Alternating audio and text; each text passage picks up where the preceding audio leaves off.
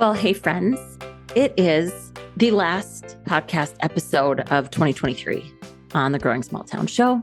And instead of bringing on a guest, I thought we're going to call this a bit of kind of a yearly recap, maybe a bit of kind of top reflections from 2023. We could also consider these things good reminders for all of us that want to make our communities great. Good reminders to consider as we go into 2024. Whether you look at it as the close of a year or the start of a new, makes no difference to me. But these are just some of the things that I, in this role, feeling truly such incredible ups and downs in this kind of work, this public sector work. And I'm going to say that the public sector tends to be what we refer to like our public officials, right? You're an elected official, you've been appointed or elected, or maybe you are volunteering, but you're in this very public way.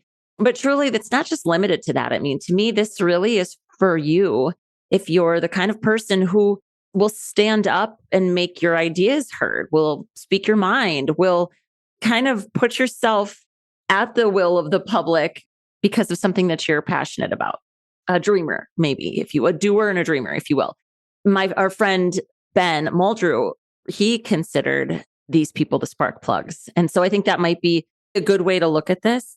This is for the spark plugs. Okay, so I've got 10 things. I kind of like 10. Didn't know if I'd get to 10, quite easily got to 10. And so it also tells me these are things born out of a lot of pain, generally speaking. And please know that when I share these things, it's usually because I keep getting slapped in the face with it. So clearly it's my reminder as well.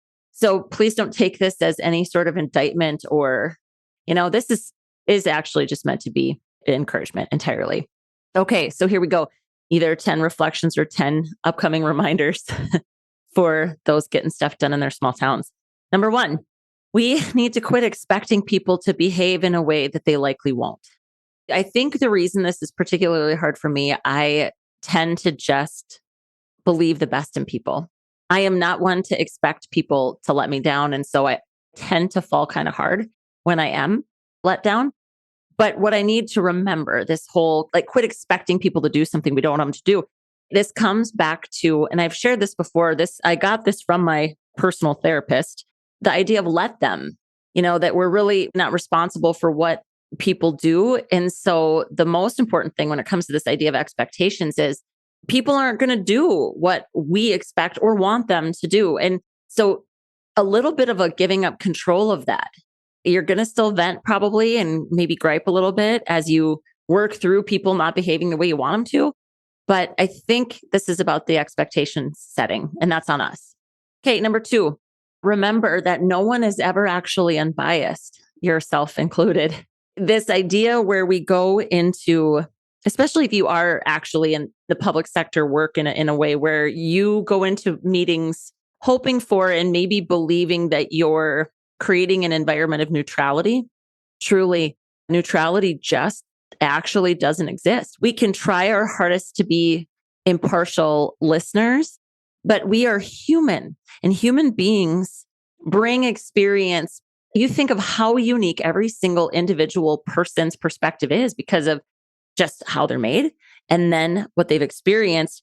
It is impossible to ever achieve a full level of neutrality. So try to remember as you're listening to either maybe oppositional points of view from your stance, or you're in a situation where you're trying to get someone to see something and they're just not getting it. It's just remembering that you come to the table with a bias, and so do they.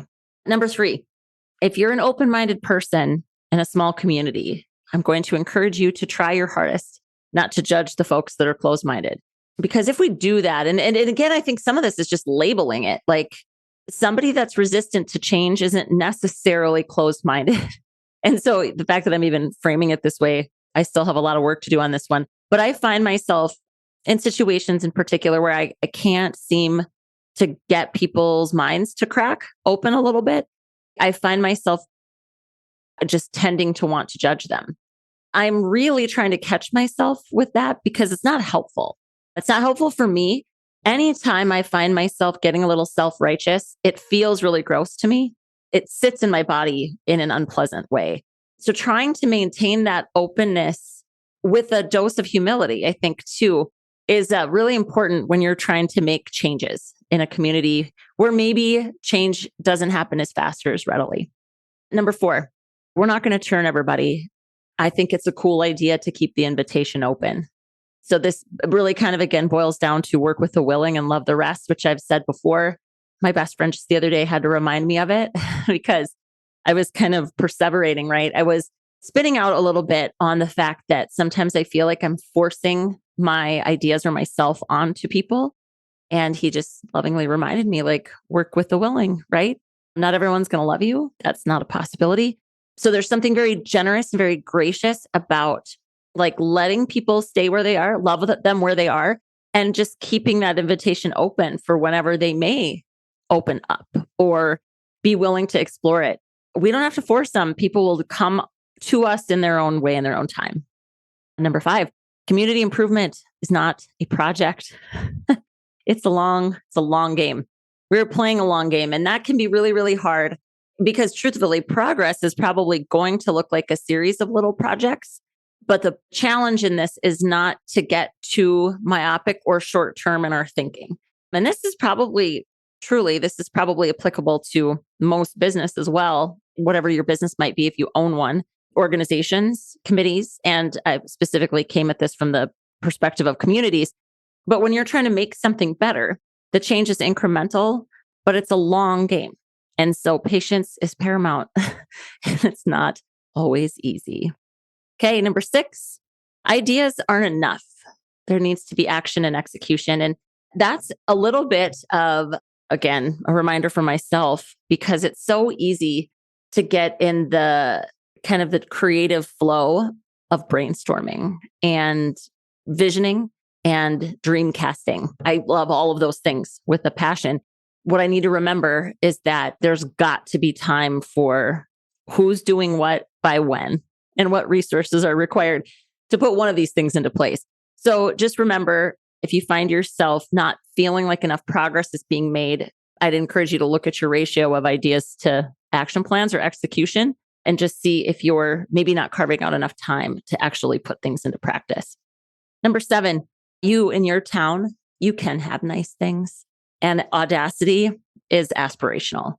I understand and value the idea of a shitty first draft. And so when you're trying something completely new, maybe a low risk attempt at it, a low resource driven attempt at it, I can understand the value of not deploying a lot of resources to start something, try something, and kind of test it. I understand the value of that. And yet I also don't ever want communities, no matter how small they are, to let their dreams get cut off at the knees due to pragmatism. I think there's something powerful in being a bit audacious.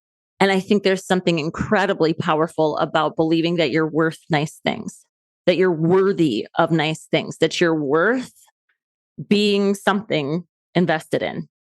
So I've been asked the question, like, which small towns are going to be saved? Like in my state, somebody asked me that question. It was kind of coming at it from the standpoint of if a state or let's say a region, a county, whatever, they're going to deploy resources. How do we decide how to deploy them? Who's savable? And in my mind, I thought, well, it depends on if there's a person there that wants to save it, because we can't look to other people to be saved. That's not how it works, right? We have to have the audacity to invest in ourselves. And so we don't invest in things that we don't believe have a long-term payoff. And so nobody can do that for you. Nobody can create self-esteem, civic pride in your community. No one can do that for you. You have to do it. So again, I just kind of go, well, is it that we always want every idea to be executed with a minimum viable product, kind of a test run or a pilot? Or is there some room for dreaming bigger than that? I just encourage audacity, because if it's the opposite of pragmatism, we're in a lot of trouble. Okay, number 8. I have heard a number of times lately that it's not personal, it's just business.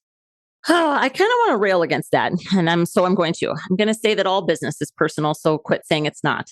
I think community development is personal.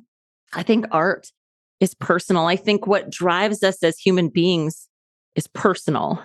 And so I think, the intention of that statement is if your idea is not being followed up on, or you're not being chosen, or your idea is not being selected, or someone's telling you no, that it's a business decision and don't take it personally. Of course, there's value in that. But I'm going to hold to this. Like, it's one thing to say, don't take the result personally, but to say it's business and it's not personal misses the point that all of us, if we're fighting for something, it is personal. And it's okay for your passion and your personal connection and feelings about something to come through. Now, again, making sure that you don't take everything to heart is different. But I think sometimes we try to create or maintain this level of objectivity that takes the heart and the soul right out of what we're trying to do. And in my mind, if I could, again, like wave a magic wand, I would put more humanity in stuff, not less. I would create more subjectivity, not less, because I think we're driven by our humanity first. And so I think it's all personal. Okay, number 9, whether you articulate the culture in your community intentionally or not, you have one. And so this is a big challenge when we think about, let's pick anything like a more welcoming community. How do we create a community that embraces diversity more? If that's something like, if you think about what you want to see shift in your community, how do we do that?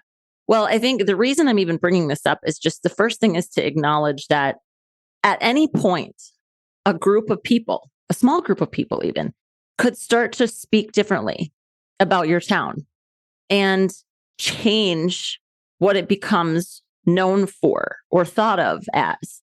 And I think it also has to be backed with action, right? But I think it's just really remembering that a great way to think about culture, at least in organizational development. And so there is a lot of parallels between that and community development. Culture is just the way we do things around here.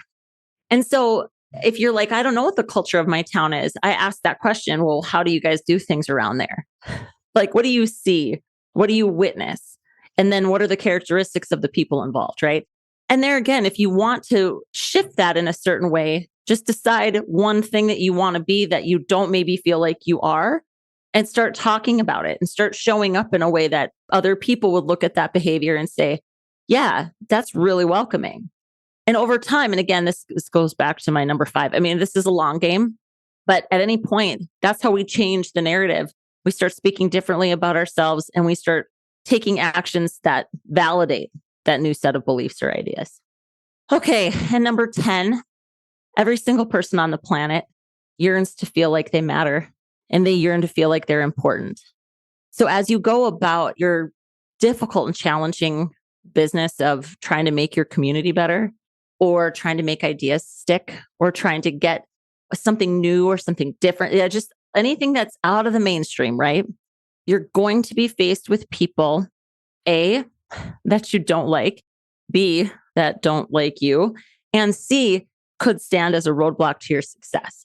If there are things that you can do to make that person feel valued in the conversation, it's not just stroking their egos. I hear that a lot. It's kind of an old school. He's like, we'll stroke their egos, just make them feel, almost in this vein of playing the game, right?